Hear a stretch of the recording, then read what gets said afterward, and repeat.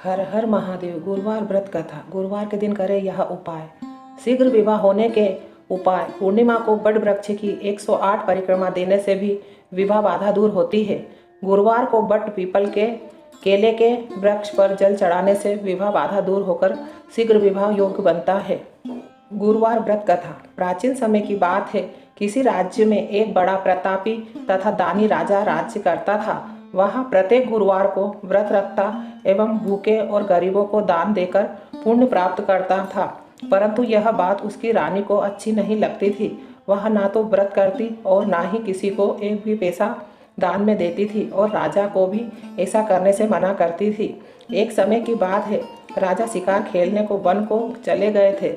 घर पर रानी और दासी थी। उसी समय गुरु बृहस्पति साधु का रूप धारण कर राजा के दरवाजे पर भिक्षा मांगने को आए। साधु ने जब रानी से भिक्षा मांगी तो वह कहने लगी, हे साधु महाराज, मैं इस दान और पुण्य से तंग आ गई हूँ। आप कोई ऐसा उपाय बताई है जिससे कि सारा धन नष्ट हो जाए और मैं आराम से रह सकूं। बृहस्पति देव ने कहा, हे देवी, तुम बड़ी विचित्र हो। संतान और धन से कोई दुखी होता है। अगर अधिक धन हो तो इस शुभ कार्यों में लगाओ। कुंवारी कन्याओं का विवाह कराओ। विद्यालय और बाग बगीचे का निर्माण कराओ जिससे तुम्हारे दोनों लोग सुधरे। परंतु साधु की इन बातों से रानी को खुशी नहीं हुई। उसने कहा, मुझे ऐसे धन की आवश्यकता नहीं जिसे मैं दान दूं और जिसे संभालने में मेरा सारा समय नष्ट हो जाए। तब साधु ने कहा, यदि तुम्हारी ऐसी इच्छा है तो मैं जैसा तुम्हें बताऊं तुम वैसा ही करना। बृहस्पतिवार के दिन तुम घर को गोबर से लीपना। अपने केसों को पीली मिट्टी से धोना। केसों को धोते समय स्नान करना।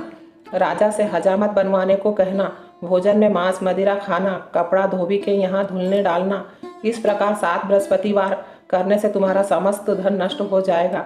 इतना कहकर साधु रूपी बृहस्पति देव अंतर्ध्यान हो गए। साधु के कहे अनुसार करते हुए रानी को केवल 3 बृहस्पतिवार ही बीते थे कि उसकी समस्त धन संपत्ति नष्ट हो गई। भोजन के लिए राजा का परिवार तरसने लगा। तब एक दिन राजा रानी से बोला, हे रानी, तुम यहीं रहो, मैं दूसरे देश को जाता हूँ, क्योंकि यहाँ पर सभी लोग मुझे जानते हैं, इसलिए मैं कोई छोटा कार्य नहीं कर सकता। ऐसा कहकर राजा परदेश चला गया। वह जंगल से लकड़ी काट कर लाता, शहर में बेचता। इस तरह वह अपना जीवन व्यतीत करने लगा। इधर राजा के परदेश जाते ही रानी और दासी दुखी रहने लगी। एक बार जब रानी और दासी को 7 दिन तक बिना भोजन के रहना पड़ा तो रानी ने अपनी दासी से कहा, हे दासी, पास ही के नगर में मेरी बहन रहती है। वह बड़ी धनवान है। तू उसके पास जा और कुछ ले आ ताकि थोड़ा बहुत गुजर बसर हो जाए। दासी रानी के बहन के पास गई। उस दिन बृहस्पतिवार था और रानी की बहन उस समय बृहस्पतिवार व्रत की कथा सुन रही थी। दासी ने रानी की बहन को अपनी रानी का संदेश दिया, लेकिन रानी की बड़ी बहन ने कोई उत्तर नहीं दिया। जब दासी को रानी की बहन से कोई उत्तर नहीं मिला तो वह बहुत दुखी हुई और उसे क्रोध भी आया। दासी ने वापस आकर रानी को सारी बात बता दी। सुनकर रानी ने अपने भाग्य को कोसा। उधर रानी की बहन ने सोचा कि मेरी बहन की दासी आई थी, परंतु मैं उससे कोई बात नहीं कर पाई। कथा सुनकर और पूजन समाप्त कर वह अपनी बहन के घर आई और कहने लगी, हे बहन, मैं बृहस्पतिवार का व्रत कर रही थी। तुम्हारी दासी मेरे घर आई थी, परंतु जब तक कथा होती तब तक ना तो उठते हैं और ना ही बोलते हैं, इसीलिए मैं नहीं बोली। कहा, दासी क्यों गई थी? रानी बोली, बहन, तुमसे क्या छिपाऊं, हमारे घर में खाने तक का अनाज नहीं था। ऐसा कहते कहते रानी की आंखें भर आई। उसने दासी समेत पिछले 7 दिनों से भूखे रहने तक की बात अपनी बहन को विस्तार पूर्वक सुना दी। रानी की बहन बोली, देखो बहन, भगवान बृहस्पति देव सबकी मनोकामना पूर्ण करते हैं। देखो, शायद तुम्हारे घर में अनाज रखा हो। पहले तो रानी को विश्वास नहीं हुआ, पर बहन के आग्रह करने पर उसने अपनी दासी को अंदर भेजा तो उसे सचमुच अनाज से भरा एक घड़ा मिल गया।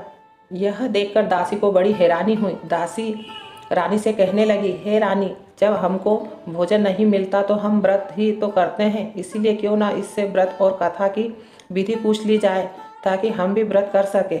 तब रानी ने अपनी बहन से बृहस्पतिवार व्रत के बारे में पूछा। उसकी बहन ने बताया, बृहस्पतिवार के व्रत में चने की दाल और मनुक्का से विष्णु भगवान का केले की जड़ में पूजन करे तथा दीपक जलाए, व्रत कथा सुने और पीला भोजन ही करे। इससे बृहस्पति देव प्रसन्न होते हैं।